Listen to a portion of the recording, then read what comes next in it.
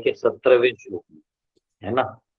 तो जस्ट खोलता हूँ। कल मैं ट्रैवलिंग कर रहा था, ट्रेन में था, इसलिए मैं आपका क्लास ले नहीं पाया।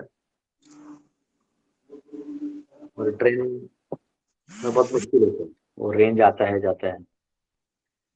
तो आज पहुंच गया मैं गुवाहाटी। Welcome to Guwahati. हाँ, ये स्थान आसाम बहुत ही पवित्र स्थान है। जब चैतन्य महाप्रभु ने नित्यानंद प्रभु को कहा कि जाओ बंगाल में प्रचार करो, तो उन्होंने सब जगह प्रचार किया। और जब वो आसाम में आए प्रचार के लिए, तो यहाँ पे उन्होंने देखा कि शंकर देव और माधव देव ऐसे दो बड़े भक्त, ये दोनों यहाँ पे बहुत सेवा मतलब प्रचार कर चुके थे। घर घर में जाके भागवत पढ़ाया इन्होंने। तो इनके इनके लिए बहुत इनको माना जाता है। इनको बहुत मतलब हर घर में। तो जब नित्यानंद यहाँ बोलते हैं ऑलरेडी इन्होंने इतना प्रचार कर दिया है, तो इसलिए यहाँ पे आसाम में शंकर देव और माधव देव इनकी ख्याति बहुत है। तो आसाम पहले से वैष्णव प्रदेश है, उसमें आज हम गुवाहाटी आए हैं। और हम सब आज एक विवाह है, एक माता जी हैं जो हमारा लाइव क्लास करती थी, उनका आज विवाह है। तो वो बहुत पहले से उन्होंने रिक्वेस्ट किया। एक्चुअली हम गुवाहाटी आए थे तो उन्होंने हमारा अरेंजमेंट किया था स्टे का वगैरह, है ना। तो आए फिर हरे कृष्णा ये प्रार्थना करते हैं, भागवतम में प्रवेश करते हैं। ओम नमो भगवते वासुदेवाय। ओम नमो भगवते वासुदेवाय। ओम नमो भगवते वासुदेवाय। नारायणं नमस्कृत्य नरं चैव नरोत्तमं देवीं सरस्वतीं व्यासं ततो जयमुदीरयेत्। नष्टप्रायेषु भद्रेषु नित्यं भागवत सेवया भगवती उत्तम श्लोके भक्तिर्भवति नैष्ठिकी। कृष्णाय वासुदेवाय देवकी नंदनाय च नंदगोपकुमाराय गोविंदाय नमो नमः। हरे कृष्णा कृष्णा कृष्णा हरे हरे, हरे राम राम राम हरे हरे। ओम अज्ञानतिमिरन्धस्य ज्ञानाञ्जनशलाकया चक्षुरुन्मिलितं येन तस्मै श्रीगुरुवे नमः। नमां विष्णुपदाय कृष्णप्रेष्ठाय भूतले श्रीमते भक्तिवेदांत स्वामी नित्यानंदे नमस्ते सरस्वती देवी गौरवाणी प्रचारणे निर्विशेष शून्याधिपाश्चात्यचारणे। जय श्री कृष्ण चैतन्य प्रभु नित्यानंद श्री अद्वैत गदाधर श्रीवासादि गौर भक्तवृंद। हरे कृष्ण कृष्ण कृष्ण हरे हरे, हरे राम राम राम हरे हरे। हरे कृष्ण। आप सबका स्वागत है। तो आप में से अगर कोई म्यूट नहीं तो म्यूट कर लीजिए, ठीक है। तो चौथे स्कंद के दूसरे अध्याय का 17वां श्लोक है। अभी दक्ष प्रजापति ने भगवान शिव जी का अनादर किया, उनके बारे में मतलब पहले तो मन में गुस्सा आया, पहले ही मन में प्री कंसीव्ड गुस्सा था, वो कंफर्म हो गया आगे देख के कि ऐसा ही होगा। देखिए शिव जी तो अपने स्थिति में है, उनके मन में कुछ नहीं, लेकिन इनके मन में प्री कंसीव्ड नोशन ही कंफर्म हो गया। हाँ, नहीं उठे। फिर उन्होंने देखो मैं शिष्टाचार सिखाऊंगा, शिष्टाचार सिखाने के नाम पे इनके प्रॉपर नाम लेके इनका बदनामी कर रहे हैं। फर्स्ट ऑफ ऑल बड़ी सभा में, जो पूरी सभा शिव जी को पूरा आदर से देखती है, उनका पूरे सभा में निंदा करके, उनके स्थान को नीचा करके अपने ही मेंटल सिचुएशन को कंफर्म करने में लगे दक्ष। दक्ष ये सोच रहे कि मैं सर्वे सर्वा हूं, ये क्या है। करते करते वो इतना गिरा दिए कि फिर ब्रह्मा जी को भी गिरा दिया। बोलते ब्रह्मा जी के बोलने पे मैंने मेरी बेटी दिया, वरना मैं नहीं देता। मतलब ब्रह्मा जी जो है गलत डिसीजन दिए। तो गिराते गिराते व्यक्ति सबको गिरा देता है। अब उतना ही नहीं, अब तो वो बोलते बोलते वाचिक भी हो गए। अब जो है वो सीधा, अब वो सीधा जो कर्ज करने वाले हैं, अभी श्राप देंगे वो। फिर बाद में तो लड़ाई झगड़ा भी होता है, पर श्राप देंगे भी वो। देखो मतलब चालू कहाँ से थे, प्री कंसीव्ड नोशन। आपने सोचा, वो कंफर्म नहीं हो रहा था, लेकिन आप कंफर्म करवा रहे हैं। ये दुर्बल व्यक्ति का स्वभाव होता है। वो अपने से ज्यादा शक्तिशाली व्यक्ति का या अपने ज्यादा एडवांस व्यक्ति का वो हजम नहीं कर पाता, तो वो कुछ ना कुछ स्टोरी लाइन बना लेता है। आइए पढ़ते हैं 17वां श्लोक। मैत्रेय उवाच विनिन्द्यैवं स गिरिशम् अप्रतिम अवस्थितम् अप्रतिपम् अवस्थितम् दक्षो अथाप उपास्पृश्य क्रुद्ध सप्तुम प्रचक्रमे। The sage Maitreya continued, thus Daksha, seeing Lord Shiva sitting as if against him, washed his hands and mouth and cursed him in the following words. तो मैत्रेय मुनि ने कहा, इस प्रकार शिव को अपने विपक्ष में स्थित देखकर दक्ष ने जल से आचमन किया और निम्नलिखित शब्दों से शाप देना प्रारंभ किया। हाँ, उन्होंने जो है देखा कि शिव जी आए, देखा मतलब ऐसे खुद ही अपना सेल्फ कंफर्मेशन बायस होता है, अपनी सोच को कंफर्म करते रहना अपनी लॉजिक से। सत्य कुछ और होगा लेकिन अपनी लॉजिक से उसको कंफर्म कर देना तो यही सही है ना, उसको आप कुछ कर नहीं सकते। वो एक ऐसा स्थिति है जिसमें आपको बस मौन ही रह सकते हैं और आप कुछ कर नहीं सकते। तो इस प्रकार शिव को अपने विपक्ष में स्थित देखकर दक्ष ने जल से आचमन किया और मतलब उनको लगा मैं श्राप दे दूंगा, पावरफुल हूं मैं दिखा देता हूँ, निम्नलिखित शब्दों से श्राप देना प्रारंभ किया। तो उन्होंने श्राप दिया कि जाओ, है ना। अब क्या श्राप दिया देखते हैं। 18वां, अयम तु देवयजना इंद्रोपेन्द्रादिभिर्भवः सह भगम भागम न लभताम देवैर्देवगणाधमः। The demigods are eligible to share in the oblations of sacrifice, but Lord Shiva, who is lowest of all the demigods, should not have a share. देवता तो यज्ञ की आहुति में भागीदार हो सकते हैं, किंतु समस्त देवों में अधम शिव को यज्ञ भाग नहीं मिलना चाहिए।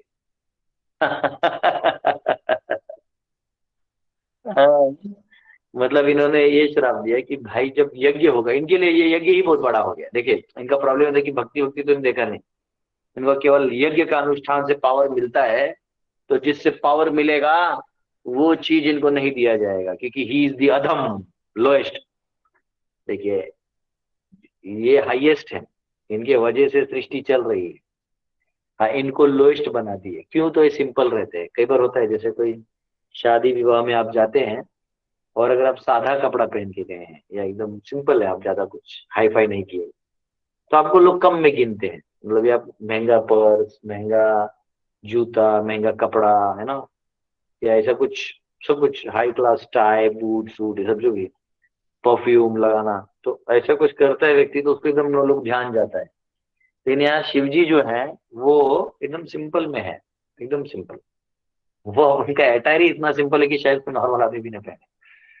तो उनको ऐसे हैं करके इन्होंने सोचा कि पावरलेस है। पावरलेस और पावरफुल होना ये अलग चीज है और आपका ड्रेस सेटअप होना अलग चीज है। ठीक है, तो कोई ऐसे सोचेगा कि हाँ ये ऐसे हैं तो इनको कुछ भी कर दो।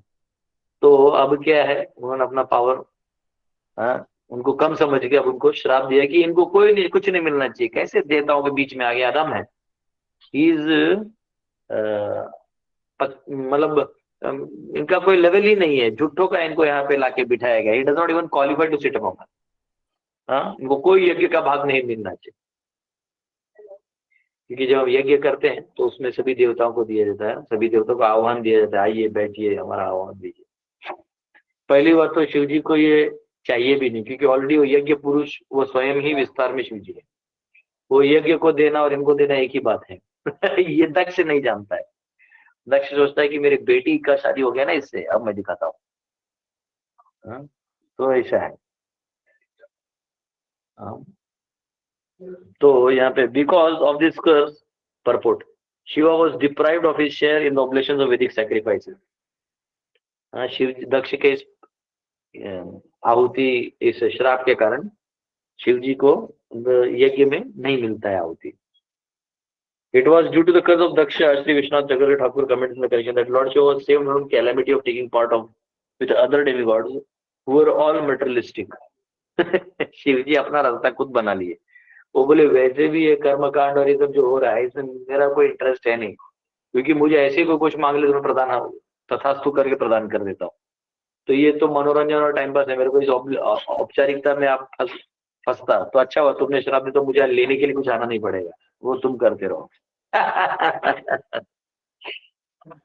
Lord Shiva is the greatest devotee of the Supreme Personality of Godhead, and it is not fitting for him to eat और sit with materialistic persons like the demigod. तो उनका ये जो देवता है, जो वैसे तो संसार में लिप्त है, क्योंकि इनका कहीं ना कहीं भौतिक इच्छाएं हैं। आप देख सकते हैं कि जैसे इवन अत्रे मुनि भी बोल रहे हैं कि आप में जो भगवान है, मतलब इनको पता नहीं है, मतलब इवन मुनियों को जो नहीं पता है, हाँ, देवताओं को भी नहीं पता रहता है। न मे विदु सुरगणा प्रभवम न महर्षया अहम आदि ही देवानाम महर्षि नाम च सर्वशः। हाँ, मुझे देवता तक नहीं जानते, ऋषि मुनि तक नहीं जानते अर्जुन, मैं देवों से भी आदि हूँ। उनको शिव जी जानते हैं। तो शिव जी को ये सब जो मनोरंजन वाला काम है, इसमें वैसे भी इंटरेस्ट नहीं है। वो तो दक्ष को लगने लगा था कि मैं आहुति लेता हूँ, मेरे बीच में इसने नहीं आना चाहिए। तो कई बार होता है कोई रिलेटिव है वो बहुत कमा लेता है, तो उसको हमेशा एंग्जाइटी रहता है कि जो दूसरा मेरा रिलेटिव है जो गरीब है, कहीं वो इसमें हिस्सा ना मांग ले मेरे मरने के बाद या मेरे जाने के बाद। हाँ, क्योंकि वैसे होता है, समझो भाई गरीब है या बहन गरीब है या ऐसा लगता है, तो उसको डर रहता है कि अरे मेरा हिस्सा ना मांग ले, मेरा ये ना मांग ले। तो वो बहुत इनसिक्योर जोन होता है, उसको आप मतलब केवल सेंस कर सकते हो, उसको आप कुछ कर नहीं सकते, क्योंकि वो सामने वाले का सोच है, आपका सोच नहीं है। कई बार ये होता है लड़ाई झगड़ा, और स्पेशली अगर शादी हो जाए दो भाइयों का, तो उनकी जो पत्नी होती है वो मतलब नहीं नहीं, हमें तो ध्यान देना चाहिए, हमारे दो बच्चे हैं, सब वो ले लेंगे, फिर उनके दो बच्चे तो निकम्मे हैं, हमारा ले लेंगे। ये हर फैमिली घर घर की कहानी है ना, वो इनसिक्योरिटी सिक्योरिटी। तो ये वही चीज है जो दक्ष दिखा रहा है। दक्ष शिव जी के तत्व को भाव को समझा ही नहीं, वो जाके शरणागत हो जाता कि महादेव अपने बारे में हमें बताएं। महादेव सब आशीर्वाद देते, सब भर भर के हो जाते, लेकिन उसको अपना घमंड था, अपने अचीवमेंट्स को ही वो फाइनल समझ चुका था। जबकि शिव जी के पास सारे अचीवमेंट्स है, वो अपने आप को फाइनल नहीं समझ रहे हैं। और जिसके पास नहीं है वो समझ रहा है। यही यही डिलेमा है इस दुनिया का। The greatest dilemma is that जो लोग को नॉलेज नहीं है वो सुपर कॉन्फिडेंट होते हैं, हाँ? और जिनको इंटेलिजेंस है, बहुत इंटेलिजेंट है, उनको डाउट्स बहुत होते हैं। जिनको बहुत बुद्धि है, इनको डाउट्स आते रहते दिमाग में। और जिनको दिमाग ही नहीं है, उनको क्वेश्चन ही नहीं आते। रिलैक्स रहते। तो ऐसा है। तो इनको लग रहा है दक्ष को कि मेरे सब यज्ञ मेरे न, मैं प्रजापति हूँ, तो ये वो, तो उन्होंने शिव जी को वो कर दिया। शिव जी खुश हैं कि अच्छा हुआ मेरे को तुमने ये सब झमेले से निकाल दिया। तो विष्णु चक्र ठाकुर अच्छे से बताते, वो बड़े डिवोटी है, उनको तो भगवान के स्मरण में ही समय लगाना है। Thus the curse of Daksha was indirectly a blessing, for Shiva would not have to eat or sit with other demigods who were too materialistic. ये जो देवता हैं, इनके बीच में क्या बैठेंगे? महादेव जी निर्लेप हैं, इन आसक्तियों से, इन गृह बंधन के डिमांड से वो अलग हैं। वो कुछ नहीं मांगते, वो कैलाश पे बैठ के भजन करते हैं। और इधर जो है ये लोग मांगते रहते हैं, ये दीजिए वो दीजिए। अब देवताओं को विचार देगा, वो सुपीरियर पावर मिले और ये मिले। ये वही लोग तो हैं जो मनुष्य बन के फिर कर्म करके और ऊपर स्वर्ग जाते हैं, फिर वही और भी चाहते हैं। ये तो तब तक उनका भाग्य उदय नहीं होगा जब तक गुरु कृष्ण प्रसाद पाए भक्ति लता बीज। जब तक गुरु एक साधु संत का संग इनको नहीं मिलेगा, इनको उच्च स्तर जो है वो नहीं मिलेगा। वो समझ में भी नहीं आएगा कि इसके आगे भी कुछ है। तो हम सब तो भाग्यशाली है कि प्रभुपाद आए और हम सबको उद्धार कर दिए। वो गीत है ना, यदि प्रभुपाद न होई तो तबे की होई तो मौन धरी तांदे। चेतन महाप्रभु का भी ऐसी ही गीत है, यदि गौर न होई तो तबे की होई तो के मौन धरी तांदे। राधार महिमा प्रेम रस सीमा जगत जानात के। माधुर वृंदा विपिन माधुरी प्रवेश चातुरी सार। बरज युवती भावेर भक्ति। हाँ, तो ये सारा जो प्रेम है वो चैतन्य महाप्रभु ने आके प्रदान किया। चैतन्य महाप्रभु ने वो धन दिया जो देवताओं को और किसी को संभव नहीं। हाँ, हम ये सारे रसों को परिवार में खोजते, वहां है ही नहीं। जो जीव भगवान से विमुख हो के आ गया है वो अपने स्वार्थ के लिए ही जिएगा। वो आपके साथ भी है तो वो केवल अब पैदा हो गए हैं, सामाजिक आर्थिक रूप से सब बंधे हुए हैं, तो जिंदगी काट रहे हैं। ये अपेक्षा करना कि मेरा ये बच्चा या मेरा ये पत्नी, मेरा ये पति, ये मेरा ये भाई मेरे लिए कुछ कर दे, ये अपेक्षा में ही कष्ट है। आप समझे? ये देखिए कितना सुंदर है। हाँ, हाँ।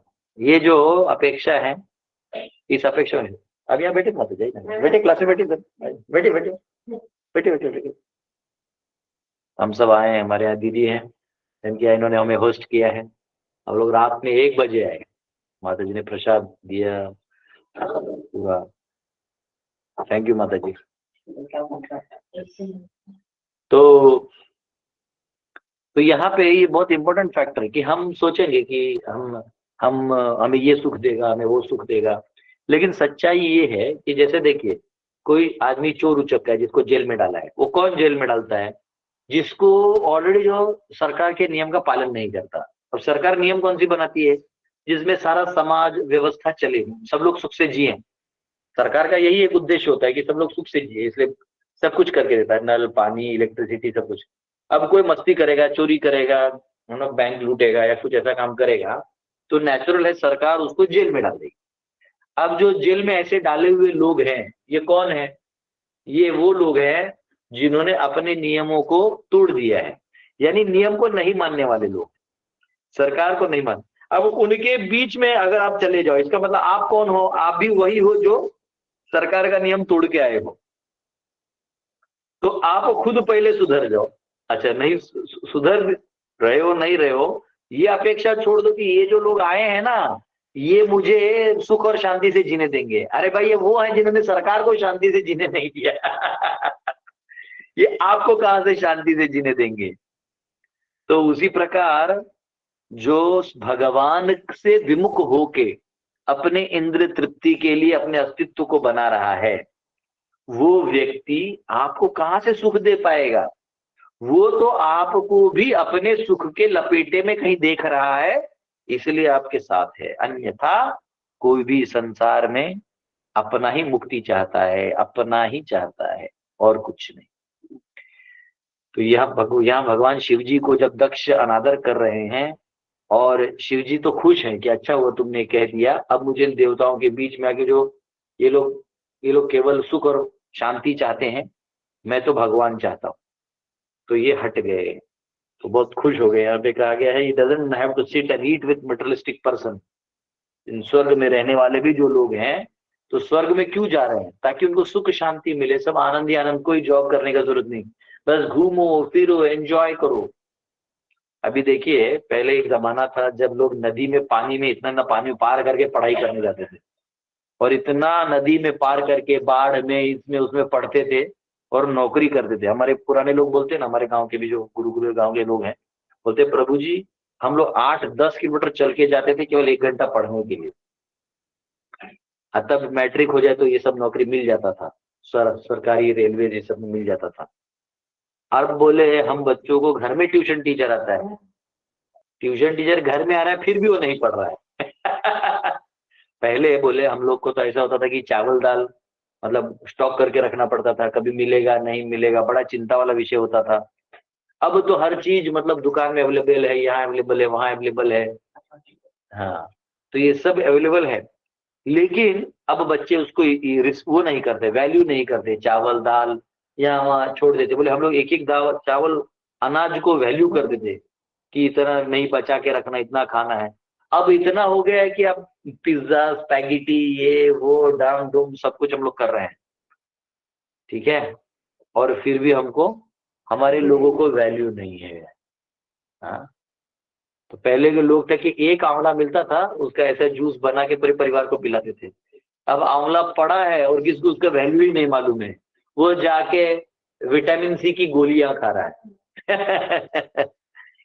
तो ये दुनिया का बहुत बड़ा फैलेसी है ना, बहुत बड़ा फैलेसी है कि वो समझ नहीं पाते कि अगर आपको सब मिल जाए तो उसका वैल्यू नहीं है, जब वैल्यू है तो मिलता नहीं है। तो ये द्वंद्व ऐसा बना हुआ है। तो शिव जी कह रहे मुझे तो ये संसार के लोग कुछ चाहिए नहीं, और देवता लोग तो चाहते कि कुछ मिले मिले मिले। तो बोले अच्छा हुआ कि अब मुझे कुछ करने की जरूरत नहीं है। Thus, the curse of Daksha was indirectly a blessing, for Shiva would not have to eat or sit with demigods who were too materialistic. There is a practical example set for us by Gaur Kishore Das Babaji Maharaj, who used to sit on the side of a latrine to chant Hare Krishna. तो गौर किशोर दास बाबा जी जो प्रभुपाद जी के गुरु थे, भक्ति सिद्धांत सरस्वती उनके गुरु थे, ये ऐसे बाबा जी थे। बाबा जी यानी केवल नाम जप में ही करते थे और कुछ नहीं करते थे, नाम जप केवल करते थे। तो ये जब नाम जप करते थे तो ये देखते थे कि लोग मतलब आके डिस्टर्ब करता है, मतलब कुछ अपना घरेलू समस्या बताएगा या वो मतलब कुछ धन दे देगा, पैसा रखिए बाबा जी आप ये रखिए। तो ये सोचे कि ये सब भजन में बाधा है। वो क्या करते थे, कॉमन लैट्रिन होता था ना, वहां जाके बैठ जाते थे। तो वहां लोग आता नहीं है कि वहां बदबू मारता है या गंदा होता है या अशुद्ध होता है, शुद्ध अशुद्ध होता है, कि वहां जाके आराम से जप कर, वो तो आएगा ही नहीं डिस्टर्ब कर। तो ऐसे ही जो ये संसार के लोग हैं, ये ये द्वंद्व में रहते हैं। तो शिव जी को जो दे दिया ना, ये आशीर्वाद ही है। ये तो दक्ष मूर्ख है, दक्ष को पता ही नहीं चला कि वो क्या कर रहा है। और शिव जी इतना सुनने का भी आनंद में थे क्योंकि उन्होंने सारस्वत अर्थ लिया। वो जो हमने देखा था ना, उनके उनके प्रति जो अपराध भी किया उसका सारस्वत अर्थ था, वो लिया।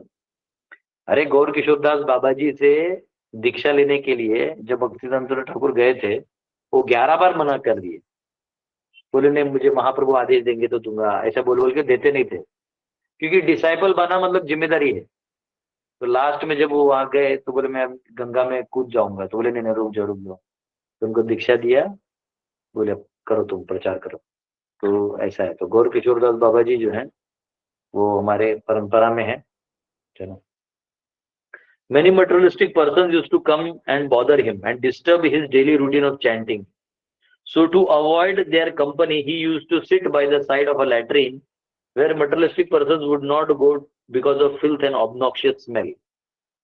तो जो नहीं तो क्या होता है ना, कोई भजन करता है ना तो लोग चाहते हैं ऐसा व्यक्ति हमारे घर पे आए, ऐसे व्यक्ति को जाके हम मिले। अब जैसे प्रेमानंद महाराज है, वो इतने बड़े संत हैं, उनको सब मिलना चाहता है, देखना चाहता है। लोग सुबह सुबह लाइन में खड़ा रहता है कि एक झलक मिल जाए।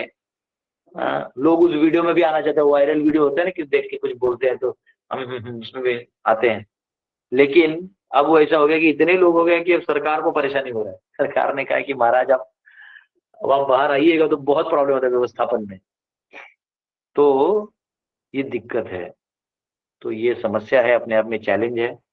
तो लेकिन वो चाहते हैं भजन हो, ये सब ने तो मिलने आते हैं लोग, और फिर इतना इतना गिफ्ट देते हो, क्या करेंगे गिफ्ट का।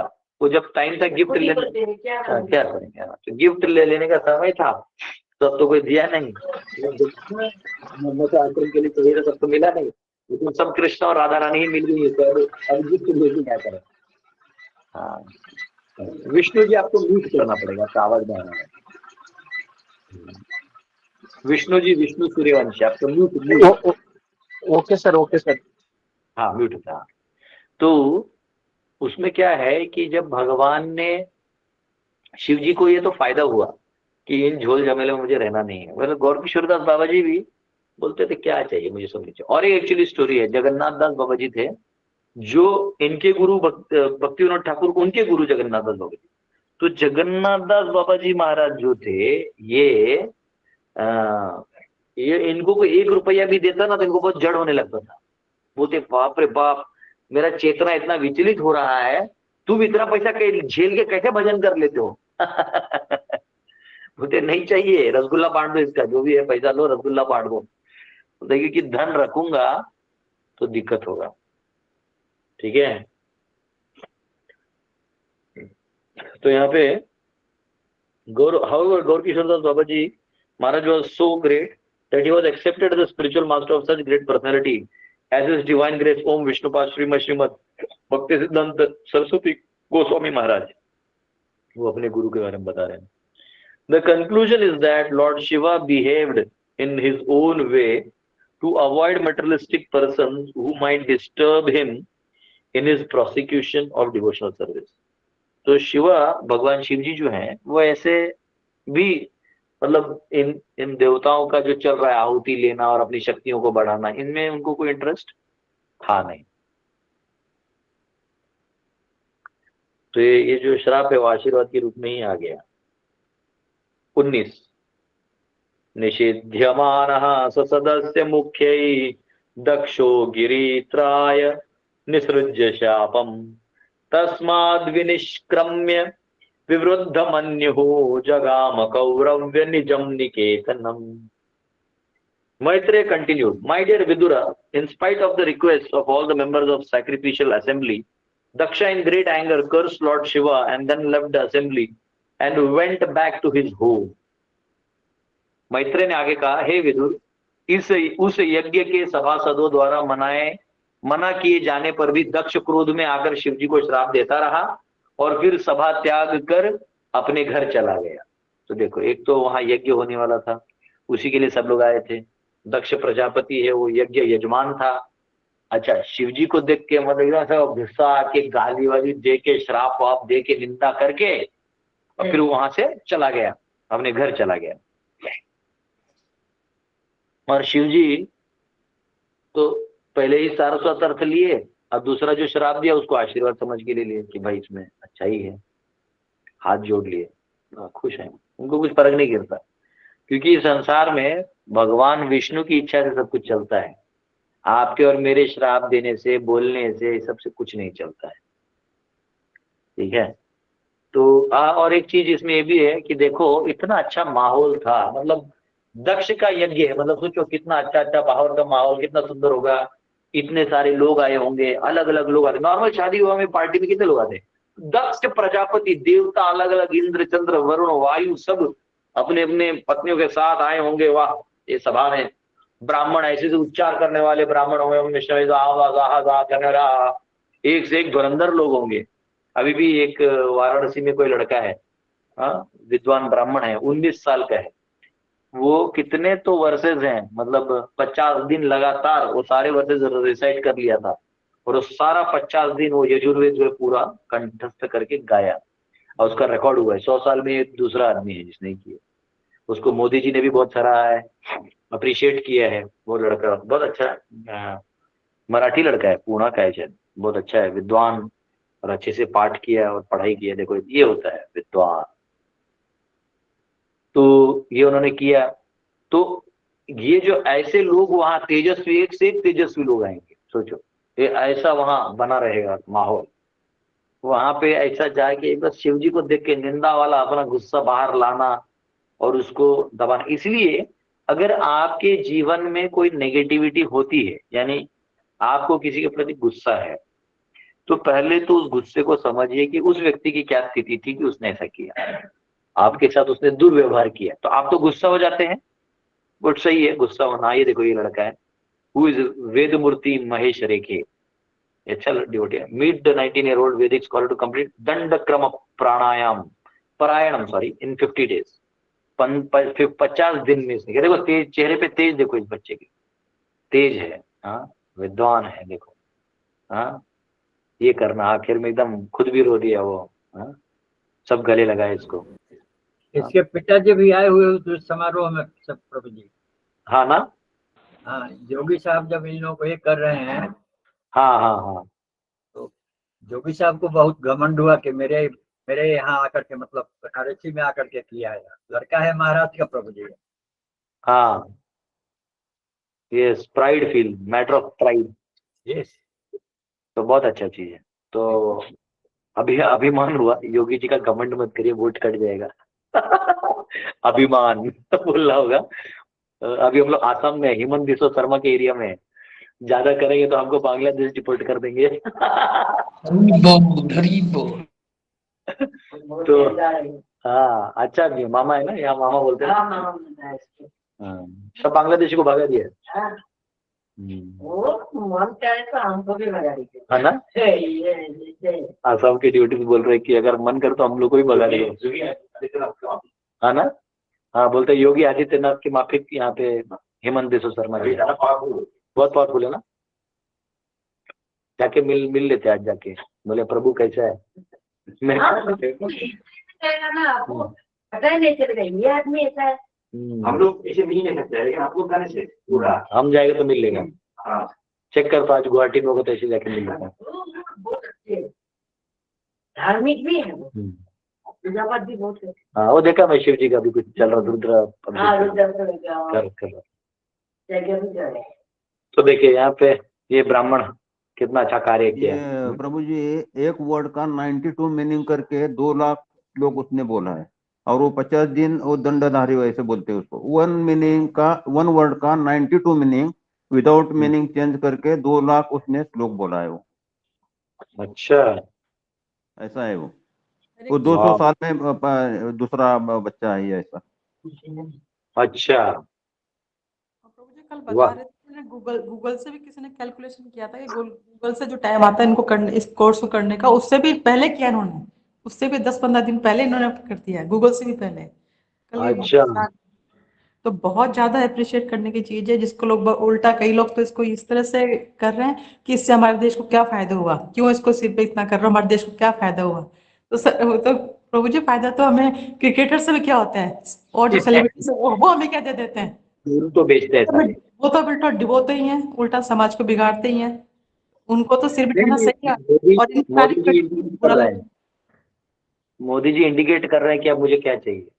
अब धर्म ही उठेगा, अब ये हो गया, अब कोई चीज बचा नहीं। देखा नहीं, बोल रहे थे अभी हेमंत बिस्व शर्मा भी यहाँ पे पावरफुली काम कर रहा है, योगी यूपी में कर रहा है, सब बीजेपी ने अच्छे लीडर्स खड़े किए और सिस्टम भी अच्छा खड़ा किया धार्मिक चीजों के लिए। अब धर्म ही उठेगा, अब ये हो गया। सॉफ्टवेयर डॉक्टर का जॉब भी अब ज्यादा बचा नहीं है। एआई टूल्स चलेगा 2-3 साल, फिर वो भी खत्म हो जाएगा। और ये बच्चा प्रभु जी एक्सट्रीम विलेज से है, अहमदनगर जिले से, उस्मानाबाद जिले से, अच्छा उस्मानाबाद जिले से है, एक्सट्रीम धाराशिव। विलेज से है वो। हम्म, वाह, ये अच्छा लड़का है, प्राउड फील, अच्छा है। चलो, तो ये इम्पोर्टेंट है कि देखिए बड़े बड़े तेजस्वी लोग वहां दक्ष के उस महफिल में आए हैं, लेकिन आपके मन में किसी के प्रति द्वेष है तो अटक जाता है ना। तो कभी कभी इसका क्या सोल्यूशन है कि आपको अगर किसी के प्रति गुस्सा है, या कोई मामले को लेकर अपमान किया किसी ने, या कुछ किया, या आपको किसी प्री कंसीव्ड नोशन से गुस्सा है, तो वहां पे आपने क्या करना है, पहले तो थोड़ी देर के लिए उसके जूते में जाओ, शूज इंग्लिश में बोलते गेट इनटू हिज शूज। ये सोचो कि उसको ऐसा क्या विचार हुआ कि उसने ऐसा मेरे साथ व्यवहार किया। तो आपको थोड़ा सा लगेगा कि हाँ उसके सोच से वो फंसा हुआ है, तो थोड़ा दया आएगा। और फिर आप देखो कि उसका और आपका सोच मैच नहीं होता है, इसलिए वो अपने यहाँ से बड़बड़ कर दिया या ये काम किया वो, तो छोड़ दो। अगर यही दक्ष थोड़ा सा इंट्रोस्पेक्ट करते कि अरे मैंने, मतलब शिव जी ने नहीं शादी की है, वो मेरी बेटी ने ही तपस्या की है, तो अब मेरा गलती है, या तो मैंने बेटी को समझाया नहीं, या बेटी को समझाया पर फिर भी इसका मन इसमें लगा है, तो छोड़ दो, भगवान की इच्छा। इतना भी कर दे तो भी हो जाता हो। अपना शिव जी को नमस्कार करते, उनको मन में भली पसंद ना आया हो कि ऐसा दामाद है, तो नमस्कार, ठीक है, एक आदर तो बनेगा। आप यहाँ आए देवता के रूप में आए हैं, ये कि आप उधर यज्ञ चल रहा है ना भाई, पर्सनल प्राइवेट प्रॉपर्टी काम तो चल नहीं रहा है, तो प्रजापति यज्ञ चल रहा है, तो आपको दूसरा कुछ सोचना नहीं चाहिए था। तो उन्होंने अपना अलग रोल प्ले कर लिया, तो अलग रोल नहीं प्ले करने का। कभी कभी ऐसा होता है कि कोई ऐसे माहौल में हम जाते हैं जहाँ हमारे विपक्षी लोग भी आते हैं, है ना, तो ये नहीं सोचना चाहिए कि मैं इसका मुंह नहीं देखूंगा, ऐसा जाना चाहिए कैसे, वो अनादर भी कर, रिलैक्स आगे चलो। हाँ इसमें ध्यान से देखो, सभा त्याग किसने किया, दक्ष ने किया, ठीक है, क्योंकि इस संसार में कोई बुरा और अच्छा नहीं होता, इस संसार में केवल द्वंद्व होता है। हर एक जीव की अपनी बद्धता की एक एक एक नियमावली होती है, वो उस तरीके से बद्ध होता है, और आप अलग तरीके से बद्ध होते हैं। आप सोचते ये मेरी तरह बद्ध क्यों नहीं, वो सोचते ये मेरी तरह बद्ध क्यों नहीं, उसमें लड़ाई हो जाती है। एक्चुअली दोनों बद्ध हैं, दोनों को मुक्त होने का प्रयास करना चाहिए। तो यहाँ पे तात्पर्य लिखा है, anger is so detrimental that even a great personality like Daksha out of anger left the arena where Brahma was presiding and all the great sages and pious and saintly persons were assembled। तो वहां पे गुस्सा ऐसा चीज है कि दक्ष जैसे व्यक्ति गुस्से से चले गए, जहां ब्रह्मा स्वयं वहां थे, उनके पिताजी थे, ब्रह्मा सभी सृष्टि, क्योंकि भगवान विष्णु दक्ष से बात नहीं करते, वो सीधा ब्रह्मा से उनका कनेक्शन होता है। ये देवताओं को गिनते नहीं, चल अपना काम करो अपना। मत भयाद वाति वतोयम दहति अग्निश्चंद्र दहति मत भयात, मेरे डर से सब काम करते हैं। भगवान प्यार भी करते लेकिन काम भी करवा लेते। तो वहां पे ब्रह्मा जी थे और बहुत सारे ऋषि मुनि और संत लोग वहां आए हुए थे। तो दक्ष चला गया गुस्से में। All of them requested him not to leave, but infuriated he left, thinking that the auspicious place was not fit for him. अपने आप को इतना ऊंचा समझने लगा वो कि बोला ये सब जगह मेरे लिए नहीं है, मैं जा रहा हूं, मैं निकल रहा हूं, ऐसा वो बोल के चले गए। Puffed up by his exalted position, he thought that no one was greater than he in argument. उनको लगा कि मेरे तर्क वितर्क के सामने सब फेल है, ऐसा सोच के वो चले गए। It appears that all the members of the assembly, including Lord Brahma, requested him not to be angry and leave their company, but in spite of all requests he left. तो उन्होंने कहा कि गुस्सा मत हो, ब्रह्मा जी ने भी समझा कि गुस्सा मत करो, होता है कभी बड़े लोग आके भी समझाते कि छोड़ो बेटा। उस समय कम से कम अपने बड़ों का लिहाज रखना चाहिए, जो बड़े हैं उनका बात मानना चाहिए कि अगर मेरे बड़ों ने ये बात कहा है तो चलो ठीक है, कम से कम इनके लिए तो मैं चुप बैठ जाता हूँ। तो कम से होता है ना कि आप इसको समझाइए, यानी कि मेरे को इसको देख के दिमाग गर्म होता है, ठीक है भैया तुम यहाँ खाओ, तुम वहां रहो, चलो ठीक है आगे बढ़ो।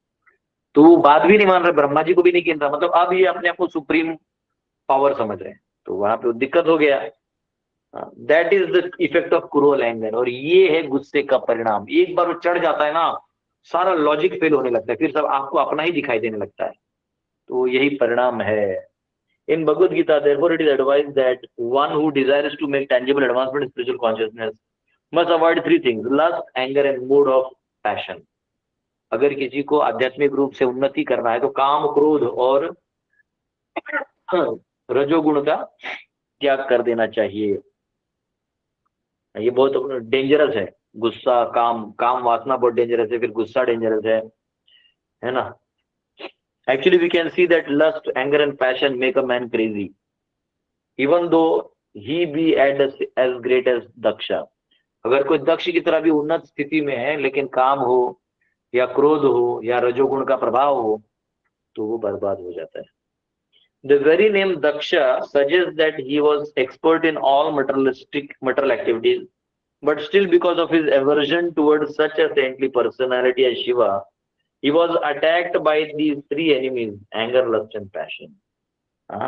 दक्ष जो हैं वो इतना होने के बाद भी वो शिवजी जैसे संत पुरुष को अनादर कर चुके, मतलब वो उनका गुस्सा इतने लेवल पे था कि शिवजी कौन है वो जानते ही नहीं थे। Lord Chaitanya therefore advised that one be very careful not to offend Vaishnavas. Lord Chaitanya जो थे वो हमेशा बोलते थे कि आप वैष्णव अपराध ना करें, किसी वैष्णव का निंदा ना करें। He compared offenses towards the Vaishnava as a mad elephant. एक पागल हाथी का जो सिचुएशन है ना वैसा है, पागल हाथी की तरह है, वो सब नष्ट कर देगा। A mad elephant can do anything horrible, so when a person offends a Vaishnava, he can perform any abominable action. तो क्या होता है, जब आप वैष्णव अपराध करते हो, मन में कोई प्री कंसीव्ड नोशन रखते हो किसी वैष्णव के प्रति, और वो उसको वही रखते हो, काल के साथ साथ तो बदलेगा। तो इसलिए या तो आप इंटरेक्ट नहीं करो, आपको अगर अनुभव खतरनाक अनुभव है तो छोड़ दो, और अगर कर रहे हो तो उधर न्यूट्रल रहो, नमस्कारम वाला रखो, नमस्कारम, अपना काम चलाते रहो।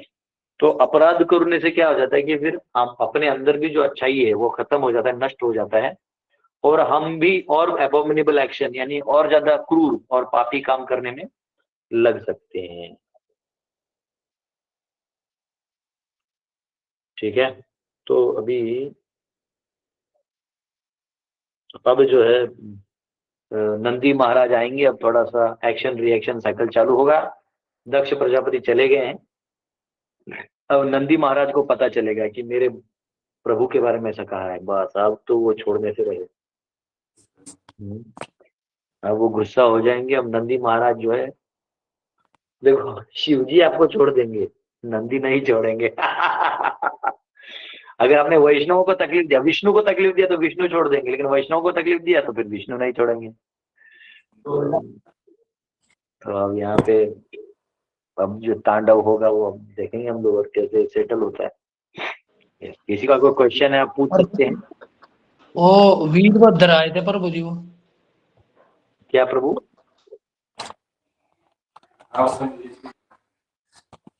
चलेगा। वो जैसे आगे के देखते ना स्टोरी कैसे जाता है ना। अच्छा, नाम सुनो तो डिटेल पढ़ा है मैंने एक बार, लेकिन अभी सब याद नहीं, पर डिटेल पढ़ाएंगे। ये तो बोलिए। यस, हरे कृष्णा। क्वेश्चन?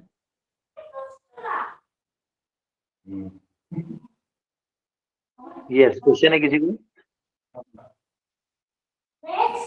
हाँ गुरु जी, है क्वेश्चन।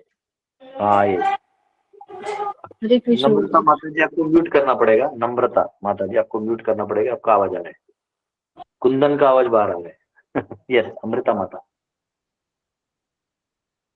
गुरु जी, ये था ना कि जैसे कि महादेव बहुत पॉजिटिवली ले रहे थे, मतलब हर चीज पे, तो मतलब वो महादेव वो ले रहे हैं तो आनंद आ रहा है, लेकिन एक्चुअली में अभी की सिचुएशन में अगर हम लोग बहुत पॉजिटिवली लेते हैं कोई भी सिचुएशन को, तो लोग हम लोग को पागल ही कहता है, मतलब सम्मान तो नहीं करता है। तो देखिए सम्मान तो कोई किसी का नहीं करता। ये डिवोटी बस सेंसिटिव होते हैं, वो समझ जाते हैं कि कोई सम्मान नहीं कर रहा है और वो एक्सेप्ट करते हैं। बाकी लोग को मालूम होता है, उनको कोई नहीं पूछता, लेकिन वो बोलते हैं ना, मराठी में बोलते हैं, सद्दाम हुसेन पोरींच्या घोळक्यात मुद्दाम घुसेन, यू नो, मतलब जरूर, मतलब आ बैल मुझे मारवा लो, जा घुस जाएंगे जिधर भी जाके। तो जैसे किसी को शादी में नहीं बुलाया फिर भी चला जाएगा, खा पी के आएगा, कोई गाली भी दे तो बोला चुप रे, तो चुप। वो निर्लज्ज के रूप में उसको रिटेलिएट करता है। अब वैष्णव को क्या है, थोड़ा लज्जा होता है, रिस्पेक्ट होता है, तो वो ये चीज को सेंसिटिवली डील कर लेते हैं। इसलिए भक्तों को केवल पता चलता है कि कोई मेरा नहीं है, लेकिन अभक्त जो है ये बस निर्लज्ज की तरह उस चीज को डील कर लेते हैं, बस इतना ही है। एक्चुअली उनका भी कोई नहीं है, उनको भी कोई नहीं सुनता है, ठीक है, वो हमको लगता है, लेकिन वो आपस में सब निर्लज्ज एक हो जाते हैं। तो आपको पागल बोल देने से थोड़ी पागल हो जाएगा, वो खुद भी परेशान है। ठीक है ना? ठीक है, धन्यवाद। ठीक है, लोड नहीं लेने का। वो एक मुंबई का एक स्टेटमेंट है, दिल पे मत ले यार। मुंबई के लोग है ना, इतने परेशान है सब कुछ होते हुए भी, लेकिन खुश रहते हैं। वो विटामिन एम के लिए दौड़ते हैं, विटामिन मनी, हाँ, उसके लिए दौड़ते हैं। और उसके लिए उनको कोई भी शर्म बेशरम कुछ भी करना पड़े, भागा दौड़ी, ये वो, लोकल में चढ़ना पड़े, धक्का खाना पड़े, रिलैक्स, पैसा मिल रहा है ना, रिलैक्स रहो, कोई अपना नहीं तो क्या हो, पैसा है। इस आशा में लोग जी लेते हैं, ऐसा। यस, कावेरी माता। हरे कृष्ण प्रभु जी, धन्यवाद। प्रभु जी, मैं भोलेनाथ का एक भजन सुनाऊं? ठीक है, ऐसा करिए। वो माता जी कहाँ गई? एक भजन सुनाने वाली थी ना, वो कौन है? और एक भजन सुनाने वाली माता थी, किसी को तो बोले थे हम ना कि सुनाना है। डर के मारी, हाँ आ गया मेरे को लगा कि भाग गई, डर के मारी। मैं तैयारी कल किया है ना? कोशिश की थी प्रभु जी, लेकिन वो कल स्टार्टिंग हुआ नहीं, कल वो था, कल मैं ट्रैवलिंग कर रहा था तो मैं क्लास नहीं ले पाया। हाँ, कल मैं क्लास ही तो किया आपने? नहीं प्रभु जी, कोई नहीं थे, इसीलिए मैंने नहीं गाया। नहीं, एक आज तैयारी किया है। हाँ हाँ, वो लिरिक मिला मुझे, मैं गा सकती हूँ प्रभु जी। हाँ ठीक है, तो कावेरी माता भजन आएगी, उसके बाद आप गा लेना, ठीक है? हाँ, कल गाऊंगी प्रभु जी, कोई बात नहीं, कल 8:30 ठीक है, कल बजे। गाइए, कल गाइए। यस, कावेरी माता। हरे कृष्ण। ओ अर्चना माता जी ने सिखाया ये वाला प्रभु जी। गाइए। हे शिव शंकर, हे करुणाकर, सुनिए अरज हमारी। हे शिव शंकर, हे करुणाकर, सुनिए अरज हमारी। हे गंगाधर, तरस दिखा दो, शरण आए शरण तिहारी। हे शिव शंकर, हे करुणाकर, सुनिए अरज हमारी। चंद्र ललाटे भभूत रमाए, घटी का भंबर धारी।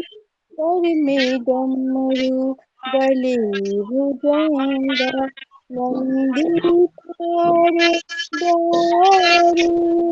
हे गंगाधर, दर्श दिखा दो, आए शरण तिहारी। हे गंगाधर दर्श दिखा दो, हे भोले भंडारी। हे शिव शंकर हे करुणाकर, सुनिए अरज हमारी।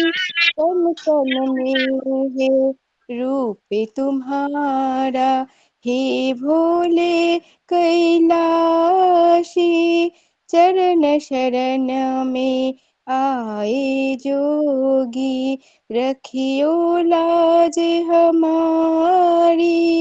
हे शिव शंकर हे करुणाकर, सुनिए अरज हमारी। सुनिए अरज हमारी, सुनिए अरज हमारी। हरे कृष्ण प्रभु जी। बोल हरि बोल। हरि बहुत बोल, हरि हरि बोल, हरि हरि बोल। बहुत सुंदर माता जी, बहुत सुंदर। हरि बोल माता जी, हरि बोल। हरि बोल। है हम लोग जो अर्चना माता जी है ना, उसने वेरी गुड। यस सुनीता माता, आपका क्वेश्चन। हरे कृष्ण प्रभु जी, दंडवत प्रणाम। Yes. प्रभु जी, जैसे हम गीता देते हैं किसी को, तो हमें क्या बोलना चाहिए उन्हें? क्या देते तो? भगवत गीता जैसे दे रहे हैं, तो हमें क्या बोलना चाहिए उन्हें? आप दे रहे हैं कि आपको कोई दे रहा है? नहीं, हम दे रहे हैं, जैसे सामने वाले को। तो दे रहे हैं मतलब उसको सेवा में दे रहे हैं, फ्री में दे रहे हैं कि पैसा ले रहे हैं? नहीं, जैसे फ्री में दे रहे हैं तो? फ्री में दे रहे हैं तो उनको ऐसे उचित व्यक्ति को दीजिए। दानम ददाति पात्रताम, जो थोड़ा इंटरेस्ट दिखा रहा है गीता पढ़ने में। हाँ, जिसको आपने किया है। रुको एक मिनट। हाँ माता जी, बस क्लास खत्म हो रहा है, 2 मिनट में कॉल करता हूँ। 2 मिनट।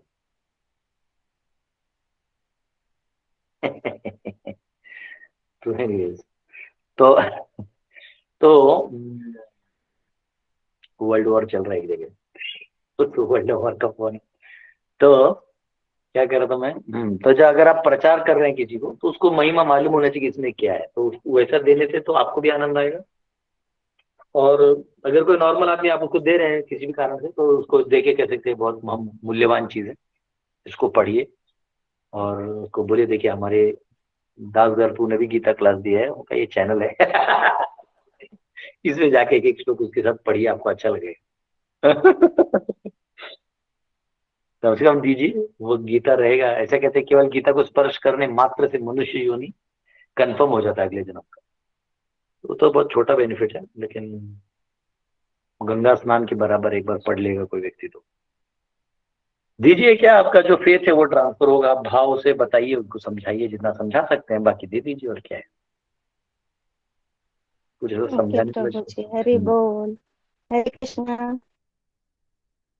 यस, हरे कृष्ण। ठीक है, ओके। सभी कोई नए लोग हैं जो क्वेश्चन पूछना चाहते हैं?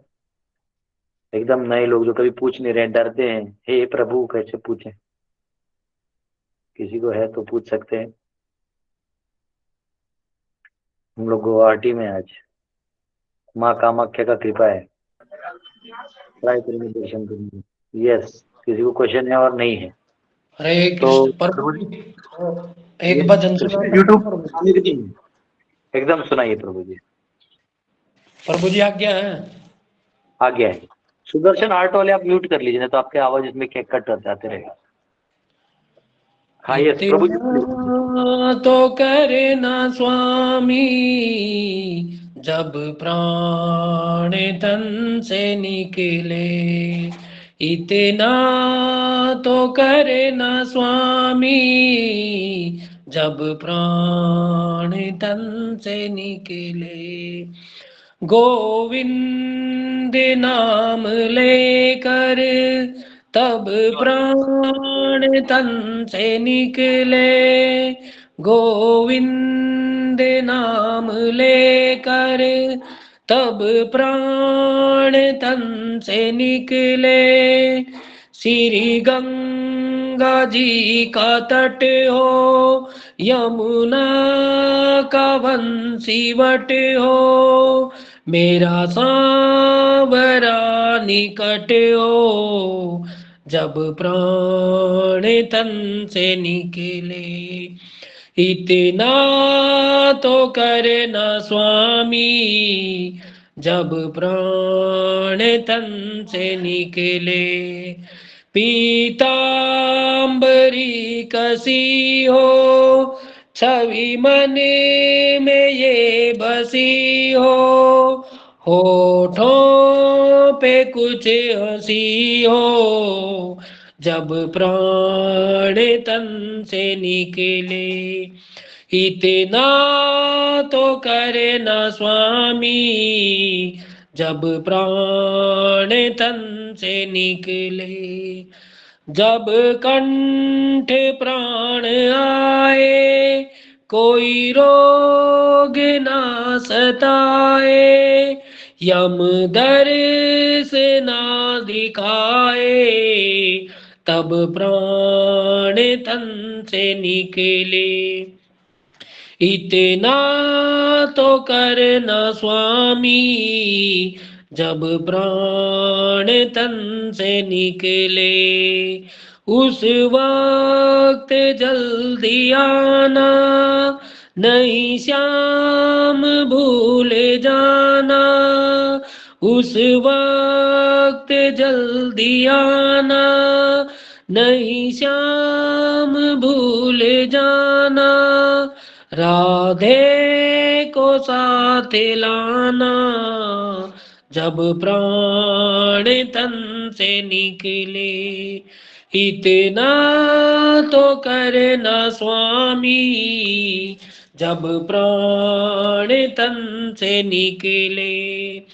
एक भक्त की है अर्जी, खुद गर्ज की है गर्जी। एक भक्त की है अर्जी, खुद गर्ज की है गर्जी। अब आपकी है मर्जी, जब प्राण तन से निकले। इतना तो करना स्वामी, जब प्राण तन से निकले। गोविंद नाम लेकर, तब प्राण तन से निकले। हरे कृष्ण, हरि बोल प्रभु जी। बोल प्रभु जी, बहुत हरि सुंदर। बोल, हरि बोल, बहुत सुंदर, हरि बोल। हरि बोल, हरि बोल, हरि बोल प्रभु जी। हरि हरि बोल बोल, प्रभु जी, हरि हरि हरि बोल, बोल। हरि बहुत बोल। सुंदर। हरि बोल प्रभु जी, हरि बोल। बहुत सुंदर। ये राधा कृष्ण ने हाथ ऊपर, राधा कृष्ण जी। हरि बोल, हरि बोल। हरे कृष्ण प्रभु। यस, राधा कृष्ण हमने हाथ ऊपर किया। कोई क्वेश्चन है कुछ? जी प्रभु जी, क्षमा। राधा कृष्ण कॉन्शियसनेस। यस, बोलिए माता। क्वेश्चन। हेलो, हरे हाँ, कृष्ण प्रभु। यस। प्रभु जी, मेरा क्वेश्चन ये है, जैसे कि मटेरियली तो आपको कोई कर्ज दे दे तो आप उसको पॉजिटिवली ले लोगे, लेकिन स्पिरिचुअल लाइफ के लिए कोई कर्ज दे दे तो उसको पॉजिटिवली कैसे लोगे? मतलब स्पिरिचुअल लाइफ के लिए कोई आपको ताने मार रहा है ऐसा? हाँ, मतलब जैसे घर वाले ही आपसे मतलब घर नहीं करने देते हैं तो सम टाइम दे ऑल्सो कर्ज ना, तो उसको आप पॉजिटिवली कैसे लोगे? देखो, जेल में अंदर के जेलर आपको लात मार के बाहर निकाले, अच्छा चीज है। तो इस मटेरियल वर्ल्ड में स्पिरिचुअलिटी को जनरली कोई समझता नहीं, और समझा भी तो बेनिफिशियल वाला, कर्म कांड वाला, यानी जिसमें कुछ फायदा हो, तो उसको स्पिरिचुअलिटी को समझता नहीं। तो आपको समझा है, ये आपने अपने आप को, भगवान ने आपके ऊपर कृपा की है वो। अब वो समझने के बाद कोई आपको तकलीफ दे रहा तो और अच्छा है कि आप और स्ट्रांग बनिए। भगवान आपको स्ट्रांग बनाने के लिए भी बहुत कुछ करते हैं, तो आप स्ट्रांग बने रहिए, है ना। इसको ऐसा लीजिए, ठीक है ना। वेरी हरे गुड। कृष्ण प्रभु जी। यस, विशाल जी।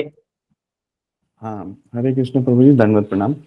प्रभु जी, मुझे क्वेश्चन पूछना था कि जैसे जो लोग लेट आए भक्ति में, तो अभी शास्त्रों का अध्ययन करना है।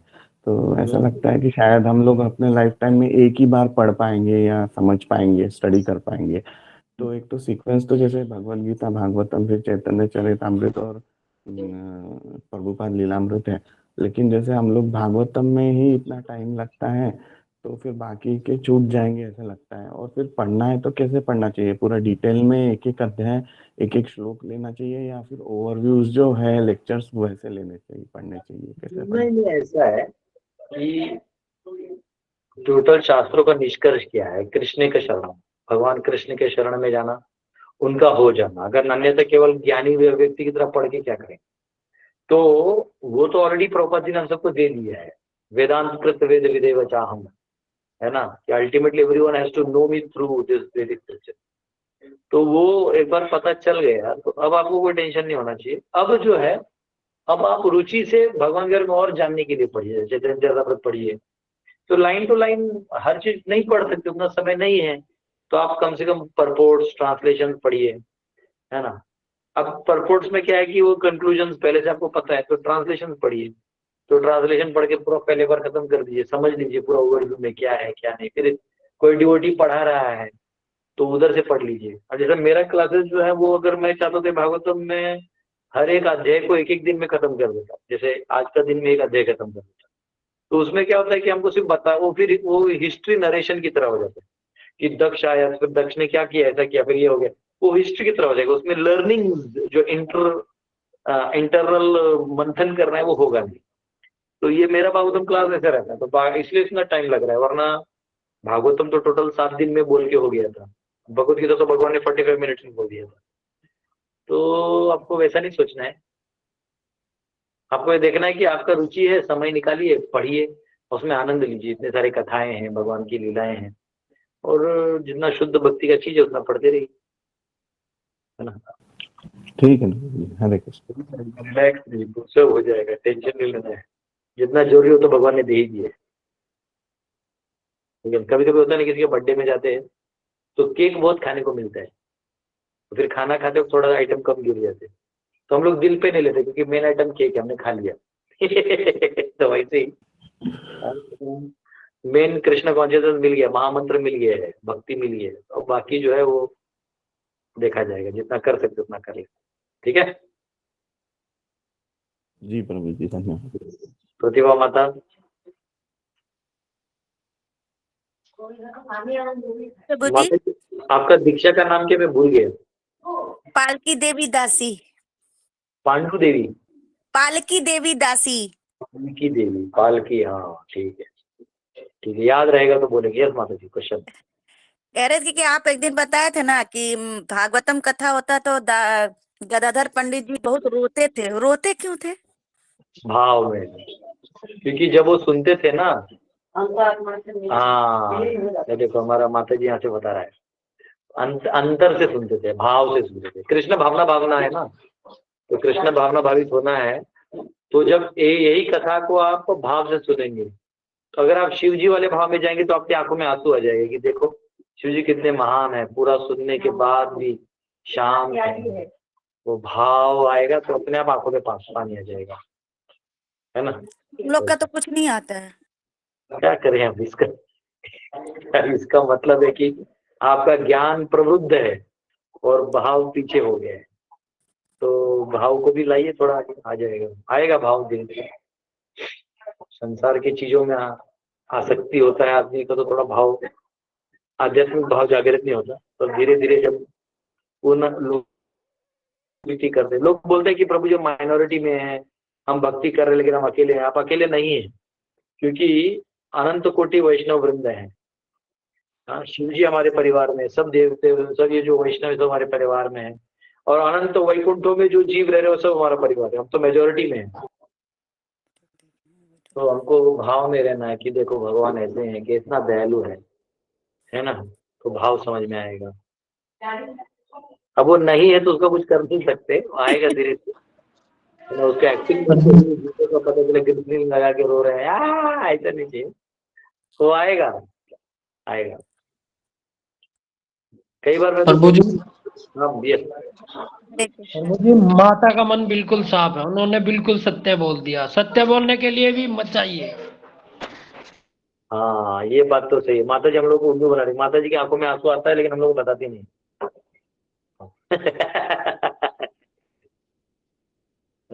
नहीं माता जी ना एक्चुअली उनका लाइफ ऐसा है कि उन्होंने सारा आंसू गटकने का आदत डाल दी है।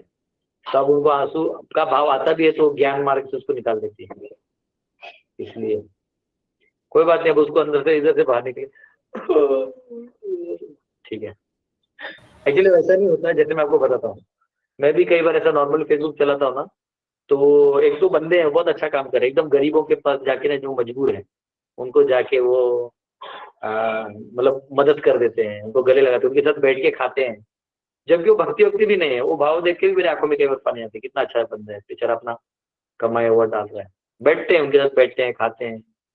जिनका कोई नहीं है दिन भर बैठे हैं। वो वीडियो ऐसा बनाता है भी है, मतलब एक है कि वो करता भी होगा तो वीडियो भी बहुत अच्छे से बना, उसके बैकग्राउंड म्यूजिक भी ऐसा देता है कि भाव हो जाता है। तो ये तो क्या है, जो म्यूजिक सुनने के बाद आता है, लेकिन जैसे गदाधर पंडित वगैरह थे तो भाव को पहले से खुद उस भाव में है तो दूसरे के भाव को समझते हैं। ठीक है। ठीक है माता जी। यस रेणु अग्रवाल माता जी, रेणु माता जी। जी प्रभु जी, हरे कृष्णा, दंडवत प्रणाम। प्रभु जी जैसे अभी प्रभु जी का बताया था ना, जिन्होंने 2 लाख श्लोक बोले, तो ऐसे है ना, गुरुकुल अभी रेडी हो रहे हैं। साउथ में ज्यादा है, ये अवधानी होते हैं। हाइपर क्विस्ट वाले ने पॉडकास्ट में किया था, तो मैंने आपके व्हाट्सएप पे किया है वो वीडियो पोस्ट।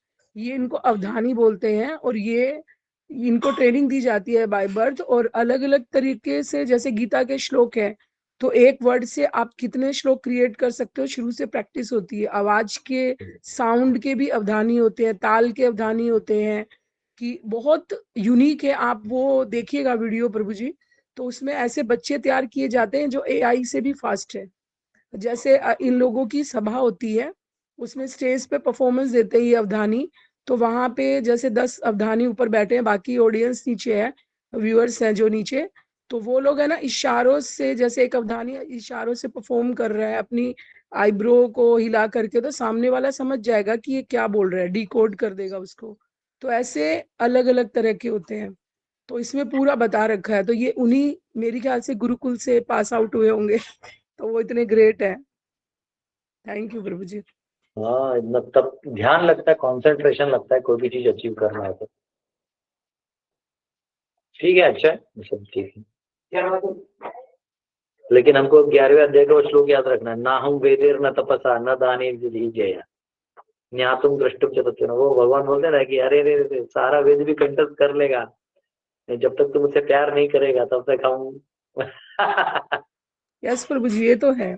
ये तो बात सही है कि जितना भक्ति में आनंद, और एक छोटे बच्चे के आगे जैसे जज होता है ना, तो घर पे आता है छोटा बच्चा, उसको घोड़ा बना लेता है और वो खुश होता है, उसकी मूछें खींचता है, तो बच्चे को राइट है, जिसमें उसमें कोई वेद पाठी नहीं है, वो कुछ भी उसमें ऐसे ये नहीं है कि बहुत स्कॉलर है, तो भी देखो वो अपने पिता की गोद में बैठ के आनंद लेता है और पिता को भी आनंद आता है। तो भक्त ऐसा ही रहता है कि कुछ भी नहीं आता तो भी भगवान के सरेंडर होकर के भगवान उसके साथ खेलने के लिए मेन अवतार लेते हैं, भक्तों के लिए अवतार लेते हैं भगवान। लेकिन ये एक तरह का टैलेंट है जो भारत में है, जो आज स्कूल बिल्कुल बर्बाद कर रहे हैं। और ये हमारे भारत के अंदर कितना कितना कुछ है, देखिए। मैं तो जब उस पॉडकास्ट को देखा था ना प्रभु जी, तो मैं तो देखती रह गई थी कि ऐसा भी टैलेंट है। अगर हर गुरुकुल में इस टाइप के हों तो सच में विस्मित करने जैसा है ये चीज। हाँ, लेकिन ये जरूर है कि इसके अंदर हमें ज्यादा घुसना नहीं चाहिए। हमारा जो गोल है, वो जो श्रील प्रभुपाद जी ने बताया, वो हमारा होना चाहिए। यस, थैंक यू माता जी। यस, थैंक यू कृष्ण प्रभु जी, देवकर माता आपका कोटि कोटि धन्यवाद। यस, हरे कृष्ण। यस, कृष्ण देवकर माता जी। हरे कृष्णा प्रभु, प्रणाम। Yes. प्रभु जी, मेरा यही क्वेश्चन है इसी के बारे में, ये जो अभी प्रभु जी जिन्होंने ये सारा वेद का मतलब पठन किया है, तो यही क्वेश्चन है कि मतलब अभी वो टैलेंट है और भगवान के लिए कुछ कर रहे सेवा अलग, लेकिन उसको भक्ति के साथ कैसे जोड़ेंगे, या फिर मतलब ये दो चीजें क्या है, इसमें डिफरेंशिएट करिए प्रभु जी। क्योंकि इसका ये तो टैलेंट का मतलब यूज हो सकता है या फिर मतलब क्या इसका करेंगे उनके लिए या हमारे लिए, और क्या है इसका यूज ऐसा? मटेरियली नहीं देखना होता है। ये जैसे ब्राह्मणत्व है, एक ब्राह्मण कल्चर से अच्छे से ब्राह्मण का जो गुण है, यजन याजन पठन पाठन, उसका एक परफेक्ट एग्जाम्पल है। ठीक है, उनके स्पीड से या मेमोरी से कोई फायदा तो हमको भी नहीं। अब जैसे कोई चेस खेलता है, वो इंडिया का कोई प्लेयर है, चेस में गोल्ड मेडल लाता है, तो हमको क्या मिलना है? वो एक अचीवमेंट है जिसको हम अप्रिशिएट कर सकते हैं। और एक बस जैसे इंडिया मैच जीतता है या वर्ल्ड कप जीतता है, वो क्या वो छोटा सा जो टीम का पतरा रहता है, उसको उठा के क्या मिलना है? वो एशिया कप जीता तो इंडिया लोगों ने लिया भी नहीं, वैसे हवा में कर दिया। वो कंसेप्चुअल है, लेकिन एक कम्युनल जॉय है जिस कॉमन ग्राउंड को हम अप्रिशिएट करते हैं। हम लोग वैदिक फॉलोअर्स हैं, तो अगर कोई वैदिक डोमेन में अचीवमेंट होता तो हमको अप्रिशिएट करना चाहिए, हमको पसंद होना चाहिए। उसमें भी करने के लिए उस व्यक्ति का डेडिकेशन, वेदों में श्रद्धा होनी चाहिए, उस वाक्यों पे श्रद्धा होगी, तब तो वो कर पाएगा, अन्यथा वो थोड़ी कर पाएगा। क्योंकि मटेरियल अचीवमेंट भी नहीं, थोड़ा उसमें एनर्जी लगता है, स्पिरिचुअल एनर्जी लगता है, प्रैक्टिसेस लगते हैं, प्यूरिटी लगता है। ठीक है, अच्छा ठीक, thank you Prabhu ji. Yes, Harinder माता जी। हरे कृष्णा प्रभु जी।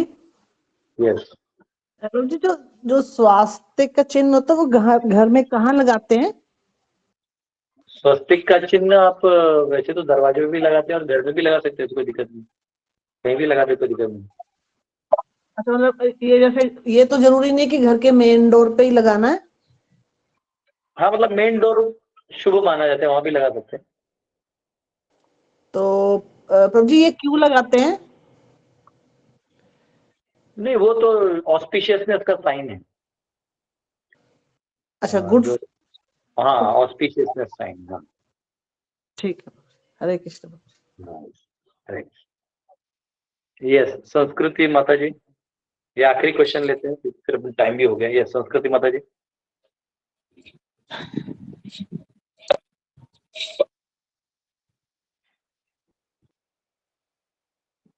यस प्रभु, आपको माता जी का आवाज नहीं है।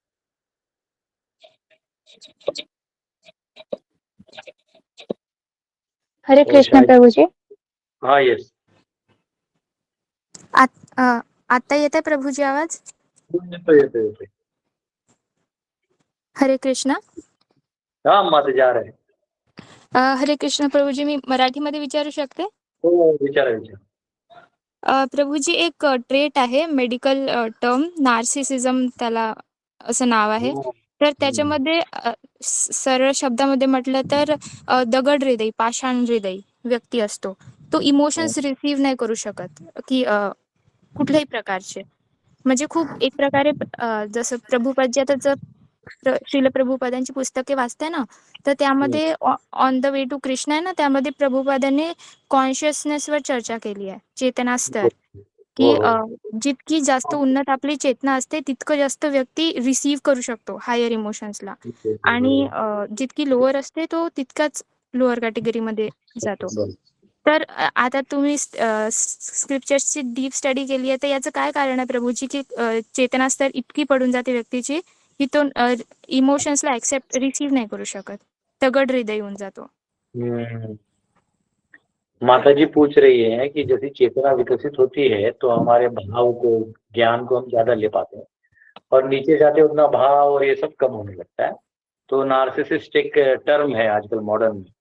नार्सिसिस्ट मतलब जो दूसरे को इतना करता है अपने काम के लिए और भाड़ में जाती नहीं, ऐसा एटीट्यूड हो जाता है। तो ऐसा क्यों होता है? तो देखिए, ऐसा है कि मैं समाज व्यवस्था, अर्थव्यवस्था, न्याय व्यवस्था, ये सब उसका दोषी है या कारणीभूत है या उसका कारण है। अगर न्याय पता चला घर में कोई न्याय नहीं है, ठीक है, तो लास्ट में वो कहीं इमोशंस डाल रहा है, उसको कोई वैल्यू नहीं है, तो लास्ट में वो क्या करेगा? तो लास्ट में वो अपने अपने में रहेगा। तो इसका दोषी फिर समाज व्यवस्था है, जहाँ समाज स्वार्थ के बारे में सोचने पे मजबूर कर दिया गया है। जैसे अभी देखो, अभी कल एक आदमी मेरे से ट्रेन में आया, एक बाबा, पता नहीं बाबा भी था क्या नहीं था, आया तो बोलते मेरा चोरी हो गया। ऐसे सब लोग आके बोलते हैं चोरी हो गया। और फिर पैसा मांगते हैं। तो देने में कोई दिक्कत नहीं था, ऑलरेडी ठंडी था और मैं एक ही चादर लाया था। तो वो बोला मेरे पास अखरोट है, लेकिन क्या है ना, ऐसे लोग मिलते हैं फिर वो अखरोट की वजह कुछ और देते हैं, और बहुत लोग ठगते हैं। जैसे एक बार मैंने घी खरीदा था, मेरे को आज भी याद है, हमारे रूम में आती थी वो, घी दीजिए, उसको मालूम दे लेता है। मैं बोला चलो दे दो, बाद में पता चला मेरे को डालडा दे दिया।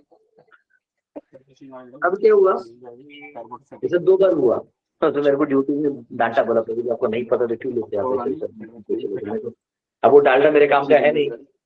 अब क्या होता है, इसे करके फिर धीरे धीरे, हाँ, नंदू कुमार को आपको म्यूट करना पड़ेगा।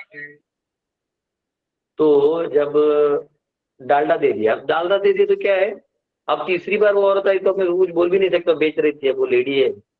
और अब मैं नॉर्मल घी खरीदने में भी टेंशन लेता हूँ। तो कई बार क्या होता है कि अगर रूलिंग डेमोक्रेसी जैसा रूल है तो झूठ फरेब को बहुत वैल्यू दिया जाता है। जैसे बहुत सारे लोग झूठे हो जाते हैं, नेता झूठा हो जाता है, नेता वादे करता है, कर नहीं पाता है, बस उसको इलेक्शन जीतने से मतलब है, पावर में आने से मतलब है। तो ऐसा होने के कारण क्या होता है कि मतलब आदमी का फेथ उड़ जाता है। तो वो अच्छा भी रहेगा तो वो ऐसे ही बिहेव करने लगता है, सेल्फिश, ऑब्सेस्ड। दूसरा है अर्थव्यवस्था। अर्थव्यवस्था में जब सब चीज को पैसे से तोला जाएगा तो इन व्यक्ति के इमोशंस को भी वैल्यू देने लगेंगे लोग, तो फिर आदमी इमोशंस देना बंद कर देता है। जैसे अभी समझो आपने किसी से मतलब बहुत इमोशन डाला है, किसी आप बहुत लाइक करते हैं, लेकिन वो आपको पैसे से तोड़ रहा है कि तुम पैसे में कितना वैल्यूएबल हो। तो जब आपको ये फील होगा ना तो आपको बहुत हर्ट फील होगा। फिर आप क्या सोचोगे, जब दुनिया स्वार्थी तो मैं क्यों निस्वार्थी बनूं, why should I be selfless, मैं भी सेल्फिश हुआ, ऐसा व्यक्ति सोचने लगता है। ये एक कारण है। तीसरा है वो जन्मजात, यानी जन्मजात यानी जन्म से ही थोड़ा सा स्वार्थी स्वभाव का है, उसका परिवार ही वैसा रहा है, हर चीज को पाई पाई में गिनता रहा है, तो वो फिर उसको बड़ा मुश्किल होता है स्वभाव से उभरने में। ठीक है, अब ये सब हो गया बाह्य।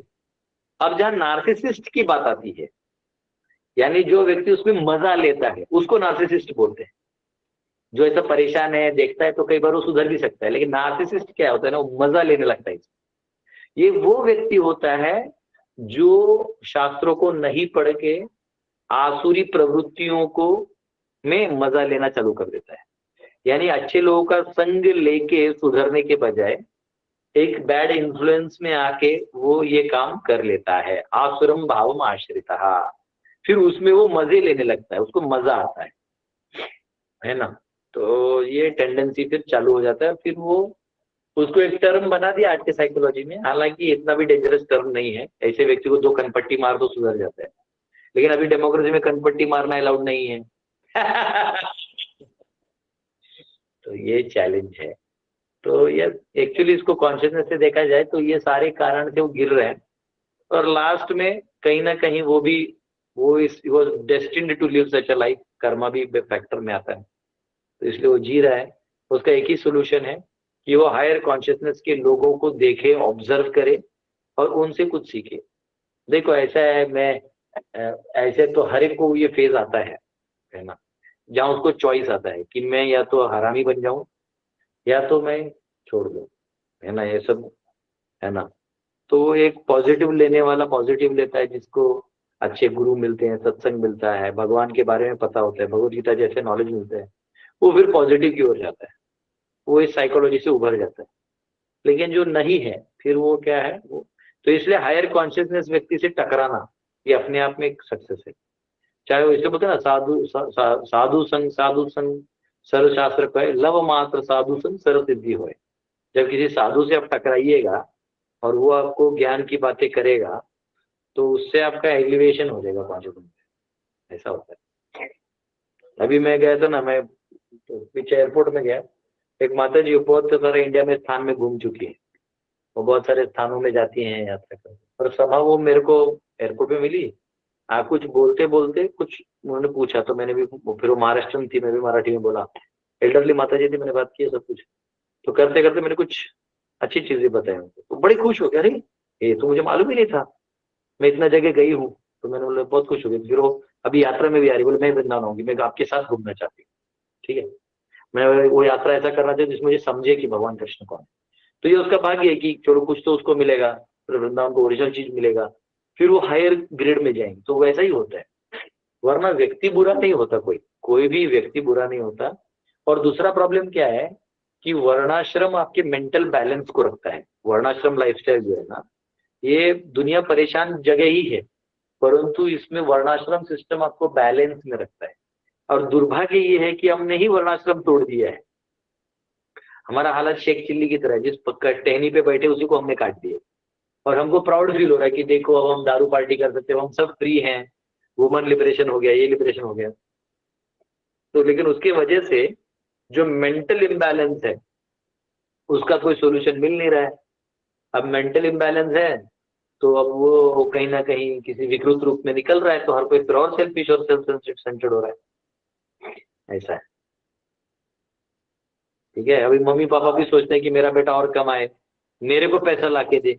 माँ बाप भी कितने मूर्ख हैं, देखो बच्चों को पढ़ा दिया ताकि वो अमेरिका जाए, पैसा कमाए, अमेरिका में वो रह गए और ये वापिस तो आया नहीं। अब बुड्ढा बुड्ढी बोलते बेटा नहीं आ रहा है, तो पोता पोती का जो आनंद होना चाहिए जो जीवन में, वो तो है नहीं। तो बूढ़ा बूढ़ी अकेले अपना डिप्रेशन में जी रहा है। अब बूढ़ा बूढ़ी एक दूसरे को कितना प्रसन्न करेगा। जवानी में चलो आदमी एक दूसरे को मेंटल फिजिकल रिलेशन बना लेता है, बुढ़ापे में क्या है, कुछ तो रहता नहीं, तो फिर क्या करेगा। फिर एक दूसरे के स्वभाव को पहले ही जानते हैं, कुछ सुधार भी नहीं होगा ये भी जानते हैं, तो करे तो करेगा। बैठे रहो, जो कमाया हो पैसा है खाओ। अब बेटा बेटी आने वाला है नहीं, आया अभी तो एक दिन के लिए आएगा, oh my God mom pop करके चला जाएगा, उसका कुछ कोई वैल्यू नहीं है। तो हाँ, ये ऐसे सिस्टम में सब जी रहे हैं जिसको हमने ऐसे चीजों को वैल्यू दिया जो वैल्यूबल है नहीं, तो उसका भी सबको भोगना पड़ता है।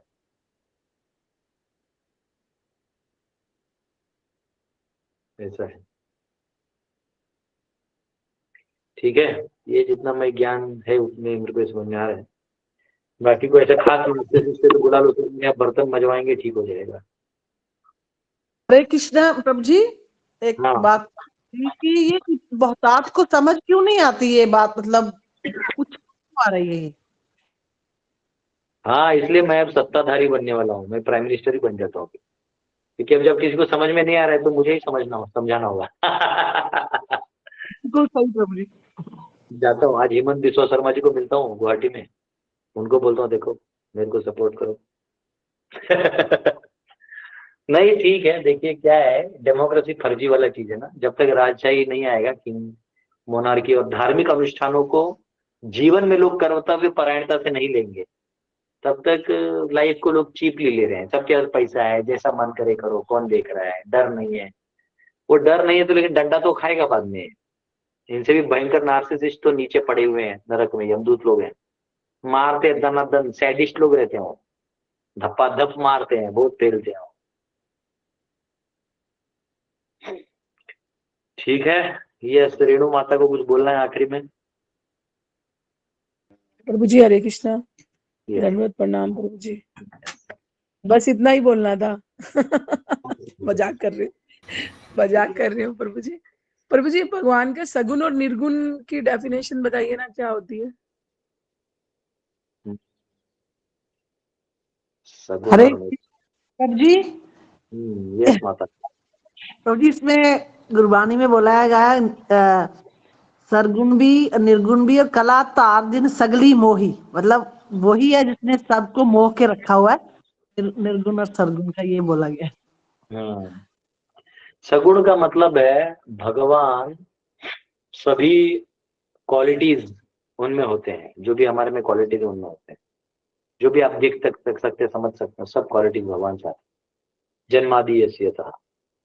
और निर्गुण यानी वो गुण होता है जो भौतिक 3 गुण हैं उनसे वो निर्लेप है, अनटच्ड है। हालांकि उन्हीं से वो गुण आते हैं, लेकिन वो उसके परिणामों से छुए हुए नहीं है। जैसे सत्व गुण आ जाए, रजोगुण आ जाए, तो भगवान को उसका पर परिणाम नहीं होता। ठीक है, तो ये उसका दोनों का मतलब है। जी प्रभु जी, थैंक यू प्रभु जी, प्रणाम। इससे पता चलता है कि माता जी लोग कैसे टॉपिक को डाइवर्ट कर लेते हैं। नहीं, यहाँ पे इमीडिएटली यहाँ से नार्सिसिस्ट सगुण में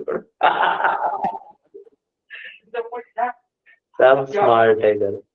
चलो अच्छा है, अभी आप लोग रेस्ट करो, कल मिलते हैं, ठीक है। बहुत बहुत धन्यवाद आप सबका। कल मिलेंगे, कल भगवान शिव जी के नंदी महाराज जी होंगे और रिएक्शन देंगे। अपने गुरु के बारे में गलत सुन नहीं सकते। ठीक है, धन्यवाद। हरे कृष्णा, कल मिलते हैं। हरे कृष्णा, दंडवत प्रणाम प्रभु जी, कोटि हरे प्रणाम प्रभु कृष्ण जी।